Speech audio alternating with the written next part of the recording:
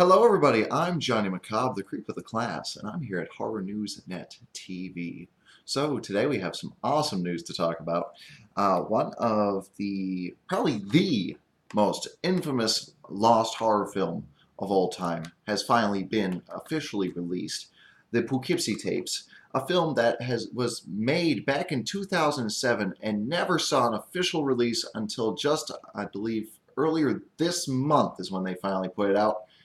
Oh, I'm finally holding it in my hand. This is something I never thought I would actually do on an official level. I mean, this is incredible. I never thought this day would come. Um, I used to have a hobby where I would actually hunt down, lost films. Piracy, I don't support piracy whatsoever, but when a film is never actually officially released, that's when I would go and I would hunt down a bootleg of it. It was almost like treasure hunting because there was no legitimate way to watch it. And with these movies, I mean, one of the only ways you can keep them, in the public eye, keep them relevant, is to find a bootleg. It's almost like like the Star Wars Christmas special. That's another movie we'll probably never see a release of, but I mean, apparently sometimes I'm wrong. Um, so yeah, Poughkeepsie Tapes is a mockumentary docudrama, however you want to call it, and it's about a series of well, it's about the Poughkeepsie Tapes. There's a serial killer who was very prevalent in Poughkeepsie, New York. They finally find his cache of tapes that he had left behind, showing him abducting victims, torturing victims, and things that he did. Now, it's all fictionalized, but it's all done as a documentary on this killer by police, witnesses, family of the victims, FBI agents, that type of thing, all talking about this killer's methods and how he was never caught. It's a really chilling story because this killer, this fictionalized killer, he just breaks all of these norms that real life serial killers actually follow. Like, I mean, you see this serial killer, he takes advantage of bureaucratic red tape. He he basically cuts up body parts and stashes the body parts in different districts, knowing that these different districts won't want to communicate with each other readily. He changes up his method of dismemberment. They said, usually a serial killer might start using a handsaw to dismember a body, but going forward, they'll probably evolve to like a power saw, and then they'll never go back. They say this guy, he switched it up all the time. He would use a handsaw, then he'd switch to a power saw, then he'd go back to a handsaw, use a jigsaw. It was completely random, and it would always throw off the investigators. It's really great, and some of the footage from the killer's cache is just really creepy stuff. It's a fantastic film. It was originally supposed to be in theaters by MGM back in 2007. It just never happened.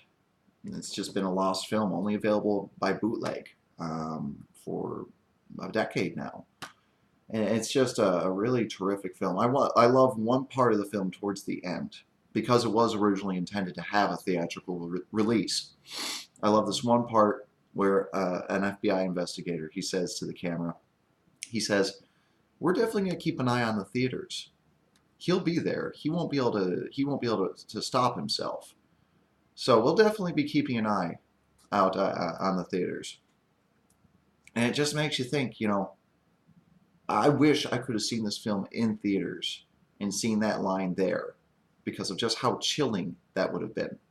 Just looking to the person to your left, looking to the person to your right, and with that in mind, that this serial killer could be right in your midst in the theater with you. I just love that tactic there. And it's just such a fantastic movie. It's actually by the Dodal brothers. They actually, after the Poughkeepsie Tapes, they actually went on to do movies such as Quarantine, the American remake of Wreck, and As Above, So Below. So they've definitely, their career has definitely taken off, even though this never saw the light of day until now. But now it's out through the Scream Factory. Got a Blu-ray DVD combo pack. And it's definitely a movie I wanted to add to my collection, especially since, like I said, I had owned a bootleg of it. I do not support piracy now that it has an official release. I definitely wanted to pick up a official copy of it, and actually contribute to the film itself financially. But definitely check this movie out if you have not seen it already. This is just so great how we're finally seeing some of these rare films finally brought to light. I mean, first we had the producer's cut of Halloween 6. That was another movie I never thought we'd see an official release for, and now we have Poughkeepsie Tapes finally released. And I'll be honest, like I said, I hate piracy. I hate thieves stealing from the filmmakers. But in the cases of these, I really think that it's actually what helps these films eventually be released. It's the exception to the rule. Like, I don't think we would have an official release for Poughkeepsie Tapes right now if it hadn't been so widely bootlegged and actually shown that there was still an audience for the movie. I don't think they would have actually released it. I don't think they would have seen it as financially feasible. But now I think they think that because there's still so many people talking about it because they've seen it, even if it was unofficially, they see it as there's an audience for this now, and I think that's fantastic. So once again, check it out. It's out now. You can buy it online. I'm not sure what stores it might be in, but you can pick it up on Amazon or go right to the Scream Factory website. Once again, my name is John the Macabre. I am the creep with the class, and I'm here at Horror News Net TV. Don't forget to like, subscribe, and share. I'll see you all next time.